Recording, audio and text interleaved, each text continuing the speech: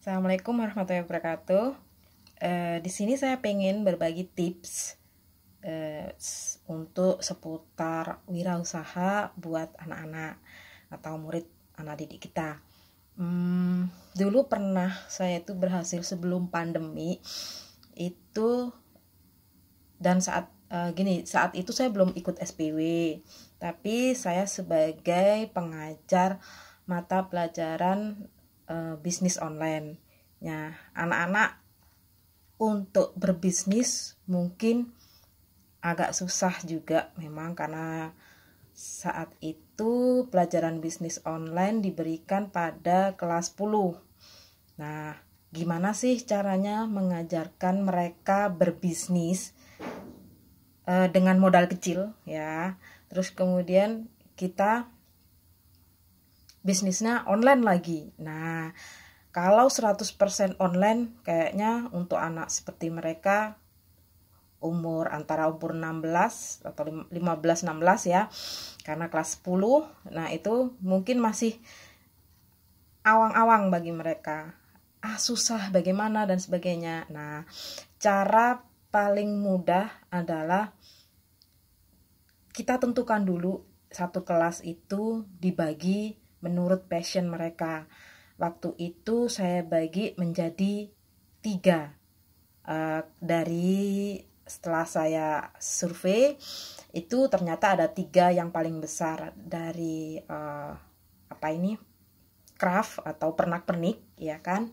Terus kemudian yang kedua itu fashion, yang ketiga itu adalah makanan. Sehingga satu kelas dibagi 3. Nah, ini pengelompokan. Jadi setiap misalnya craft ya, itu pernak-pernik. Misalnya mereka boleh jual apapun, yang penting di luar fashion sama makanan.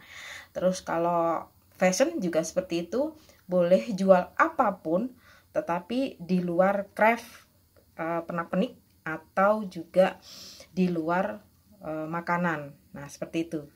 Semuanya supaya tidak terjadi tumpang tindih. Nah, akhirnya dari 3 kategori ini kita pilih siapa nih ketuanya. Nah, si ketua ini akhirnya mengorganisir. Nah, ini kebutuhannya apa aja. Nah, ini kebutuhannya, keinginannya yang mau dijual apa aja. Nah, seperti itu. Ini yang mau dijual apa, ini yang mau dijual apa, ini yang mau dijual apa. Kemudian setelah mereka menentukan, oh ini produknya yang mau saya jual. Nah, ketika mereka ketemu produknya yang mau dijual apa, kemudian mereka menginventaris. Nah, kira-kira misalnya ini yang saya ceritakan, kita ambil yang bagian craft atau pernak-pernik ya.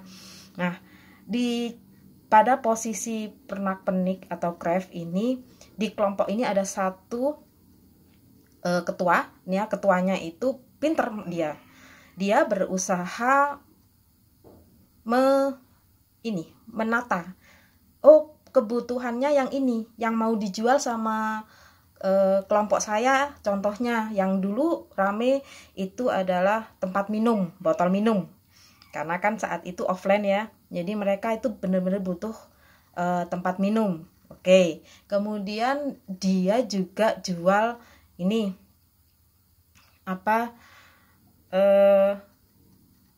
tas kecil, atau apa gitu ya, sesuatu yang pernak-pernik untuk mereka, entah itu sekolah, hal-hal yang lucu-lucu. Nah, seperti itu. Nah, kemudian setelah dikategorikan, oke, mereka bikin yang namanya open PO. Nah, ini yang keren ya. Jadi mereka nggak punya modal, tapi mereka ingin usaha, akhirnya mereka bikin open PO.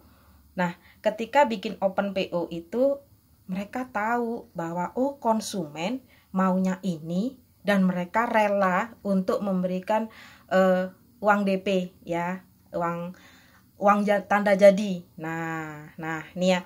Dan mereka open PO itu, dalam open PO mereka tahu berapa jumlah kebutuhan konsumen ya kan. Mereka misal seumpamanya mereka beli, sudah ada pembelinya. Misal mereka kulaan ya kan, kalau bahasa Jawa kulaan ya. melakukan pembelian untuk barang. Nah, itu sudah jelas siapa yang akan beli. Nah, modal untuk pembelian itu juga didapat dari konsumen. Nah, saya selalu mengajarkan pada anak-anak bahwa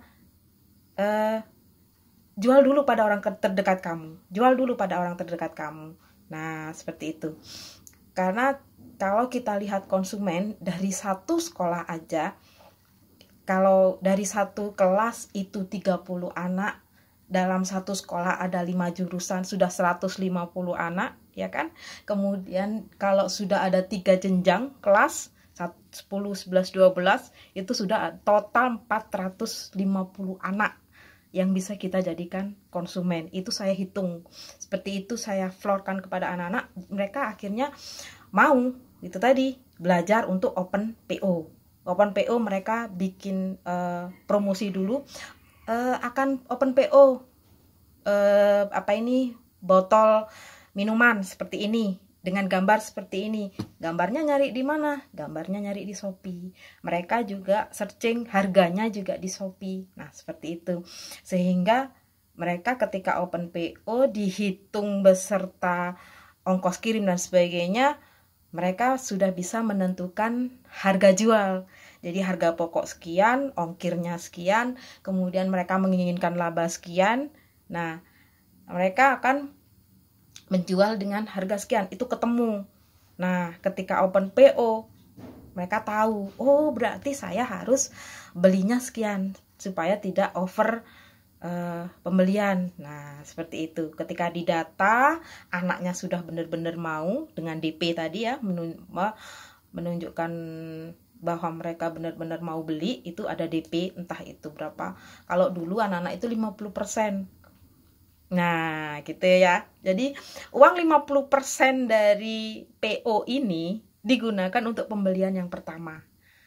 Ya, jadi PO itu dibagi dalam 2 tahap. Ya, PO dibagi dalam 2 tahap, sehingga uang untuk pembelian pertama dan kedua itu kan dikumpulin dulu, dijadikan modal. Nah, setelah jadikan modal untuk pembelian pertama, akhirnya kan dapat laba ya dari penjualan pertama, ya kan? Misal kita ada buka purchase order, ada pesanan 100. Waktu itu seperti itu. Buka pesanan ternyata yang pesen 100, buka PO yang pesen 100, akhirnya dibelikan dulu yang 50 barang ini dibelikan dulu. Setelah datang, kita sebar ke konsumen, kita kan dapat laba, ya kan? Kita dapat laba. Nah, laba ini kita putar lagi untuk membeli PO yang kedua dan sebagainya terus. Nah, dari sini dari satu kelas itu terjadi perputaran uang. Jadi sebagai ketuanya 3 tadi, dia yang mengolah siapa yang beli, siapa yang packing dan sebagainya. Nah, seperti itu. Sedangkan orang-orang yang lain, ya dia yang mendapatkan, misalnya, oh pesanan dari aku 3, nih saya ngambil. Nah, itu udah di manage sendiri. Nah, gitu. Jadi mereka ada yang bertugas sebagai supplier, ya. Ada yang bertugas sebagai supplier dan ada yang bertugas sebagai reseller. Nah, seperti ini. Itu dulu sebelum saya mengenal SPW.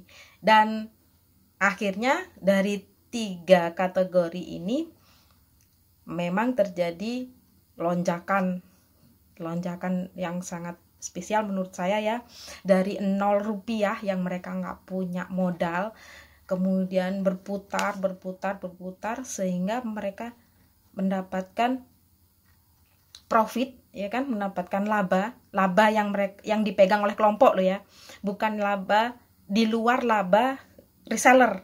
Jadi setiap pribadi itu ketika menjual lagi itu dia dapat fee gitu loh ya, dapat. Tapi untuk perputaran uang yang pertama, yang kedua dan ketiga, profitnya itu dikumpulin jadi modal usaha. Dari 0 itu bisa sampai dalam 1 tahun itu berputar sekitar 500.000 ya untuk modal usaha yang tidak dibagi. Nah, seperti itu. Nah, akhirnya uang ini gimana? Ya, pada akhir periode kelas selesai, mereka naik dan mata pelajarannya kan sudah berubah lagi. Nah, itu dibagi untuk 10 anak. Kan ada total dari satu kelas itu ada 30 orang, dibagi 3, jadi satu kelompok itu ada 10 orang. Jadi uang 500.000 itu dibagi 10 anak. Nah, ini. Jadi mereka tetap mendapatkan fee dari penjualan mereka, ya kan? Mendapatkan untung dan juga mendapatkan untung secara kolektif. Yang tadi mereka membuat, bisa dikatakan membuat apa ya, badan sendiri, badan usaha sendiri dari tadi ada suppliernya, ada resellernya. Nah, seperti itu. Mereka dalam project ini mereka belajar ini tentang PO, belajar tentang bagaimana mengkondisikan konsumen, ya kan, pasti juga ada konsumen yang protes dan sebagainya. Kok pesanannya si A datang, pesanannya si B belum datang, dan seperti itu. Akan banyak sekali masalah yang mereka hadapi, tetapi inilah yang membentuk jiwa wirausaha mereka. Terima kasih, seperti itu aja, semoga bermanfaat untuk yang lain. Assalamualaikum.